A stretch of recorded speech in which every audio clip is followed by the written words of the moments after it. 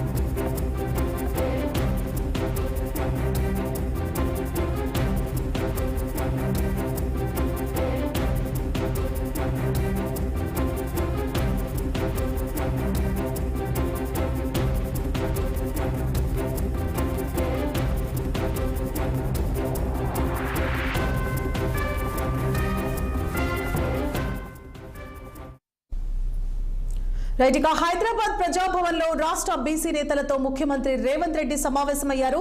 బీసీలకు 42% రిజర్వేషన్ల బిల్లును ప్రత్యేక అసెంబ్లీలో ప్రవేశపెట్టడం, అలాగే చట్టం కోసం తీర్మానం చేయడం వంటి అంశాలపై చర్చిస్తున్నారు. దేశంలో ఎక్కడా లేని విధంగా కులగణన చేపట్టిన విధానం, సర్వేలో పాల్గొనని వారికి మరో అవకాశం ఇవ్వడంపై సమాలోచనలు చేస్తున్నట్లు తెలుస్తోంది. ఈ సమావేశంలో టీపీసీసీ చీఫ్ మహేష్ కుమార్ గౌడ్ తో పాటు సీనియర్ బీసీ నేతలు పాల్గొన్నారు. మరిన్ని అప్డేట్స్ ని మా సీనియర్ కరెస్పాండెంట్ శ్రీనివాస్ లైవ్ లో అందిస్తారు. శ్రీనివాస్. ప్రజాభవన్లో సీఎం రేవంత్ రెడ్డి అధ్యక్షతన ప్రత్యేక సమావేశం జరుగుతుంది. ఈ సమావేశంలో అంటే బీసీ కులగణనకు సంబంధించిన అంశాలపై కూడా ఈ సమావేశంలో చర్చిస్తున్నారు. అయితే సీఎం రేవంత్ రెడ్డితో పాటు పిసిసి అధ్యక్షుడు మహేష్ కుమార్ గౌడ్, అదేవిధంగా బీసీ సంఘాలకు సంబంధించిన నేతలు, అదేవిధంగా ప్రజాప్రతినిధులు, అంటే జిల్లా కాంగ్రెస్ పార్టీకి సంబంధించిన అధ్యక్షులు కావచ్చు, అదేవిధంగా ఇతర సంఘాల నేతలు కూడా ఈ సమావేశానికి హాజరయ్యారు. పలు కీలక అంశాలు, కులగణనకు సంబంధించిన పలు కీలక అంశాలు ఈ సమావేశంలో చర్చిస్తున్నారని చెప్పచ్చు. ప్రధానంగా తెలంగాణ ప్రభుత్వం ప్రతిష్టాత్మకంగా తీసుకున్నటువంటి కులగణన అంశం అనేది దేశంలో మొదటిసారి తెలంగాణ చేస్తుంది. ఇది చరిత్రలో నిలిచిపోయే అంశం అని కూడా చారిత్రాత్మకంగా నిర్ణయం తీసుకుంది తెలంగాణలో కాంగ్రెస్ ప్రభుత్వం అంటూ కూడా ఇప్పటికే కాంగ్రెస్ చెప్తున్న నేపథ్యంలో కూడా ఆ దిశగా కూడా ఇటు అసెంబ్లీలో ప్రత్యేకంగా సమావేశాలు పెట్టి అంటే మార్చి 1 నుండి 5 రోజులు ప్రత్యేకంగా సమావేశాలు పెట్టి ఆ సమావేశాల్లో దీనికి సంబంధించిన ఒక ఆర్డినెన్స్ని తీసుకొచ్చి కేంద్ర ప్రభుత్వం దగ్గరికి ఈ కులగణనకు సంబంధించిన ఈ అంశాలని పంపించి కేంద్రంతో కూడా అమలు చేసే విధంగా కూడా కాంగ్రెస్ కసరత్తు చేస్తుందని చెప్పొచ్చు. ఈ నేపథ్యంలో కూడా ఇచ్చిన మాట ప్రకారం కాంగ్రెస్ ప్రభుత్వం అధికారంలోకి వస్తే కులగణన చేస్తామంటూ కూడా ఇటు మేనిఫెస్టోలో ఇచ్చిన మాట హామీలో భాగంగానే కులగణన చేసింది. గత సంవత్సరం ఏదైతే తేదీన ప్రారంభమైందో అదే సరిగ్గా ఏడాదిలోపు కూడా కులగణనకు సంబంధించిన ప్రక్రియను 1,00,000 మంది సిబ్బందితో ఇటు ఎన్యూమరేటర్లతో కూడా ఈ కులగణనని ప్రతిష్టాత్మకంగా చేసింది కాంగ్రెస్ ప్రభుత్వం. అదేవిధంగా ఎలాంటి ఇబ్బందులు లేకుండా చేసిందని కూడా ఇప్పటికే చెప్తున్న పరిస్థితి కనిపిస్తుంది. ఏ కులాలు రాష్ట్రంలో ఏ కులాలు ఎంత రిజర్వేషన్ ఉన్నాయనేది కూడా దీనికి కులగణన ద్వారా కూడా ప్రత్యేకంగా ఏదైతే సేకరించిన పరిస్థితి ఉంది. ఈ క్రమంలో కూడా దీనికి సంబంధించి ఇప్పటికే కూడా ఒకవైపు ప్రభుత్వం ప్రతిష్టాత్మకంగా తీసుకున్న నేపథ్యంలో కూడా ప్రతిపక్షాలు విమర్శిస్తున్న పరిస్థితి. కులగణన కేవలం చితకాయితలకే పరిమితం అయ్యేది, అదేవిధంగా ఈ కులగణన సరిగ్గా జరగలేదు, బీసీలని తక్కువ చేసి చూపించారంటూ కూడా ఇటు బీసీ అంటే ఈ ప్రతిపక్షాలు బీఆర్ఎస్కి సంబంధించిన నేతలు ఇటు కేసీఆర్, హరీష్ రావు కావచ్చు, కవిత, ఇతర ముఖ్య నేతలు కూడా మాట్లాడుతున్న పరిస్థితి కనిపిస్తుంది. ఇంకోవైపు బీజేపీ నేతలు కూడా విమర్శిస్తున్న పరిస్థితి ఉంది. ఈ క్రమంలో కూడా సీఎం రేవంత్ రెడ్డితో పాటు పిసిసి అధ్యక్షుడు మహేష్ కుమార్ గౌడ్, అదేవిధంగా మంత్రులు కూడా ఎప్పటికప్పుడు పవర్ పాయింట్ ప్రజెంటేషన్ని కూడా ప్రజెంటేషన్ ద్వారా కూడా మొత్తం క్యాస్ట్ సంబంధించిన సెన్సస్ అంశాలను కూడా వివరించినప్పటికీ కూడా విమర్శిస్తున్న నేపథ్యంలో కూడా ఎందుకంటే ఈ కులగణన అంశాన్ని ఎప్పుడైనా తెలంగాణలో 42% బీసీలకు రిజర్వేషన్ అమలు చేయాలని కూడా భావిస్తున్న క్రమంలో కూడా ఈ ప్రతిపక్షాలు చేస్తున్న విమర్శలకు సంబంధించి కూడా పలు సూచనలు కూడా తీసుకునే అవకాశం ఉంది. ఈ నేపథ్యంలో కూడా సీఎం రేవంత్ రెడ్డి ఆ సంఘాల నేతలతో కూడా సమావేశమై వారి సూచనలు కూడా తీసుకొని వాళ్ళ అభిప్రాయాలు కూడా తీసుకుంటారు. అదేవిధంగా మార్చి 1 నుండి ప్రత్యేక అసెంబ్లీ సమావేశాలు పెట్టి ఆ అసెంబ్లీ సమావేశాల్లో ఈ సూచనలను కూడా అమలు చేసే అవకాశం ఉంది. ఇంకోవైపు దీనికి సంబంధించి కూడా ఈ ప్రత్యేక చట్టం చేయడంతో పాటు దీన్ని ఢిల్లీకి అంటే కేంద్ర ప్రభుత్వానికి పంపించి ఇది అదేవిధంగా కాంగ్రెస్ అంటే రాహుల్ గాంధీ కూడా దేశవ్యాప్తంగా కులగణన చేయాలని కూడా ఇటు కేంద్రంపై కూడా ఒత్తిడి తెస్తున్నారు. అదే క్రమంలో కూడా కాంగ్రెస్ పాలిత ప్రాంతమైనటువంటి తెలంగాణ, అదేవిధంగా కర్ణాటకలో కూడా చేయాలని భావిస్తున్న నేపథ్యంలో కూడా తెలంగాణ ప్రత్యేకంగా కులగణన ప్రక్రియ పూర్తి అయింది.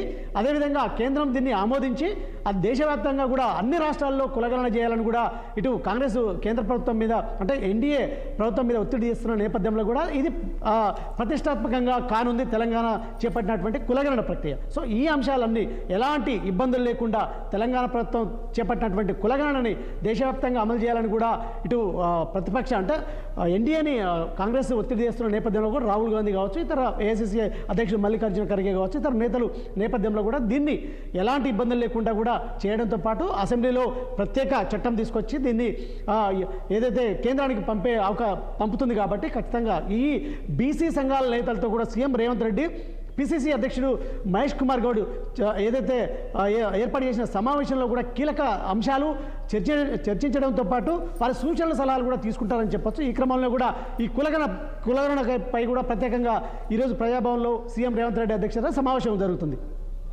Right, thank you for the update Srinivas.